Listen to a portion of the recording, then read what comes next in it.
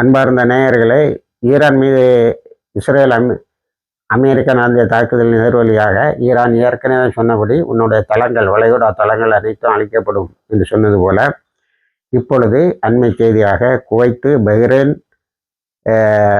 United Arab Emirates இந்த 3 இடங்களையும் Iran தாக்கி இருக்கிறது. பஹ்ரைனில் அமெரிக்காவினுடைய கப்பல் தளம் முற்றாக அழிக்கப்பட்டு விட்டது என்று செய்திகள் வந்து கொண்டு இருக்கிறது. அது விரைவில் ஊர்ஜிதமாகும்.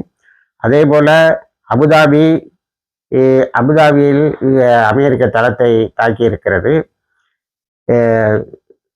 பஹ்ரைனில் அந்த ஃப்ளீட்டோட ஹெட் குவார்ட்டர்ஸை தாக்கிட்டு ஏற்கனவே கப்பல்கள் அங்கே பின்வாங்கப்பட்ட நிலையில் அதனுடைய தளம் முழுமையாக அழிக்கப்பட்டு இருக்கிறது. இதை நேற்றே நாம் நம்மளுடைய காணொலியில் சொன்னோம்.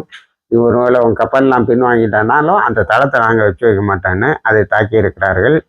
அடுத்தது ஹைஃபா, இஸ்ரேலுடைய ஹைஃபாவை தெஹ்ரானுடைய ஏவுகணைகள், அதாவது ஈரானுடைய ஏவுகணைகள் பெரிதாக தாக்கி அழித்திருக்கின்றன. ஏற்கனவே அழித்து அதில் மின்சாரம் எடுக்கக்கூடிய சக்தி அது இழந்து இருந்தது. இப்பொழுது அதன் மீதி உள்ள பகுதிகள், நிலத்துக்கு கீழே உள்ள பகுதிகள் எல்லாம், இராணுவ தளங்கள் எல்லாம் தாக்கப்பட்டு இருக்கின்றன.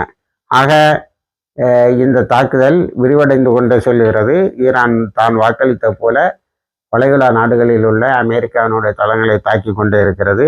ரஷ்யா அமெரிக்காவின் இரட்டை முகம் தெரிந்துவிட்டது. நாங்கள் உறுதியாக ஈரான் பக்கம் நிற்போம் என்று அறிவித்திருக்கிறது. ஆக